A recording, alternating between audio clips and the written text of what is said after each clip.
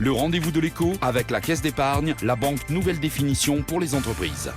Bonjour à toutes et à tous et bienvenue sur Grand Lille TV, le rendez-vous de l'écho avec aujourd'hui en invité Frédéric Lefebvre, bonjour. Bonjour. Le directeur régional de la communication pour EDF, vous venez nous présenter le lancement cette année dans la région des prix EDF Pulse.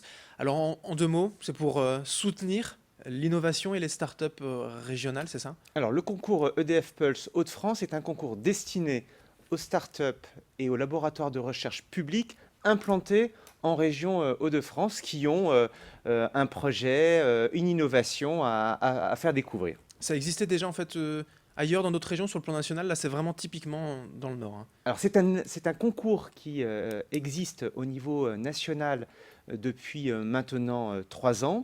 La région Languedoc-Roussillon l'a lancé en 2015 et nous avons souhaité, en région Hauts-de-France, lancer ce concours cette année et c'est la première édition.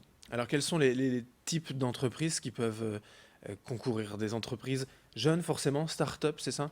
Alors on s'adresse prioritairement aux start-up, donc aux petites entreprises et aux laboratoires de recherche publique qui sont implantés dans notre région, en région Hauts-de-France. Et qui ont un lien avec l'électricité, forcément, l'innovation pour l'écologie, pour l'environnement, c'est ça? Alors il faut qu'elles aient dans le process, dans l'innovation, dans le projet qu'elles portent, un lien avec l'électricité.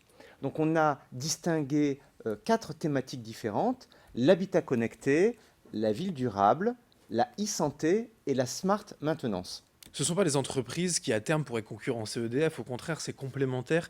Ce sont des technologies qu'EDF pourrait, à terme, utiliser pour son travail quotidien.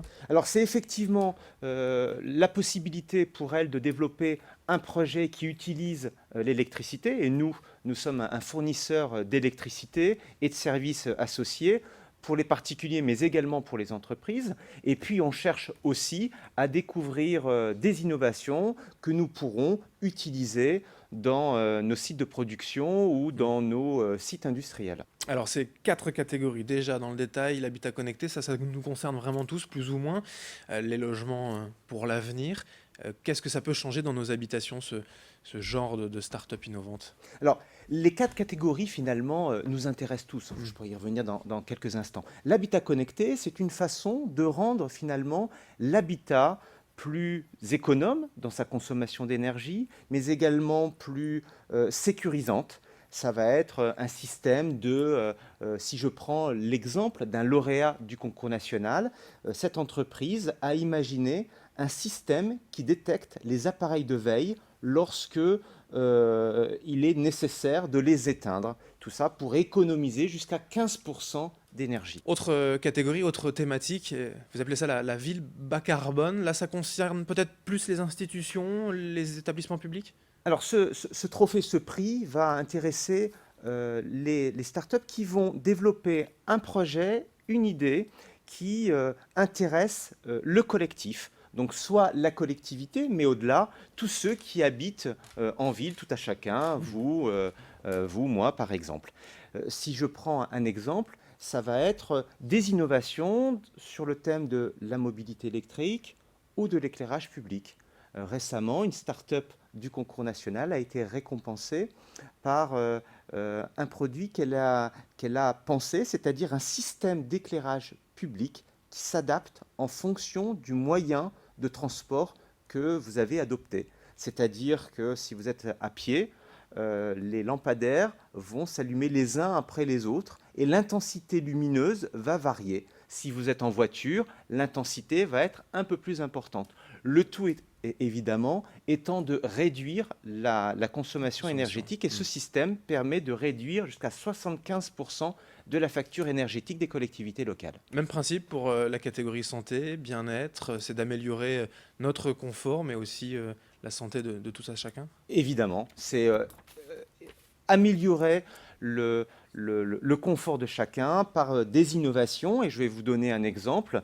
Une start-up parisienne a imaginé des organes imprimés en imprimante 3D qui permet aux chirurgiens de finalement s'essayer, de pratiquer sur des organes qui ne sont pas réels, vivants, mais qui ont la particularité de reprendre exactement les mêmes caractéristiques que les organes d'un patient qui pourraient être altérés. Et alors pour finir, la smart maintenance, en quoi ça consiste? Alors la smart maintenance, c'est parce que c'est une catégorie que nous avons créée en région Hauts-de-France. Nous l'avons créée parce que EDF en région Hauts-de-France a beaucoup de sites de production.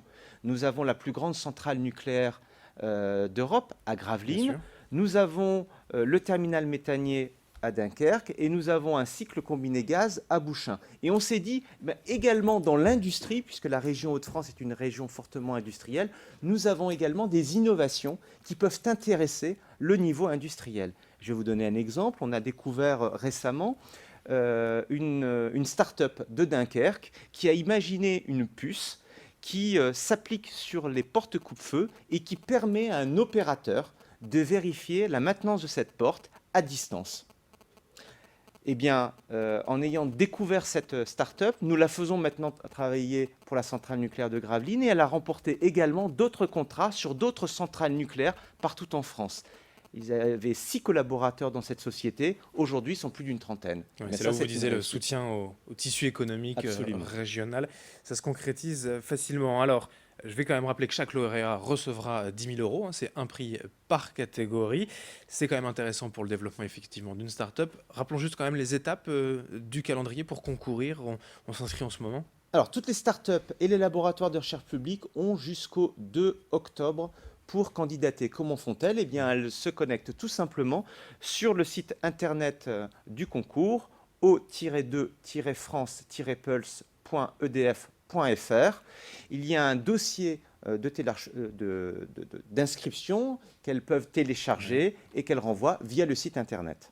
Et tout cela, donc, ce sera rendu en délibération fin octobre pour une remise des prix début novembre. Voilà, le jury se réunit le 25 octobre et nous présenterons les lauréats le 8 novembre prochain. Bon, on aura certainement l'occasion d'en reparler avec vous. Merci Frédéric Lefebvre d'être venu nous présenter ce prix, ce concours EDF Pulse. Merci à vous de nous avoir suivis. Dans un instant, l'info continue sur Grand Lille TV. Le rendez-vous de l'écho avec la Caisse d'épargne, la banque nouvelle définition pour les entreprises.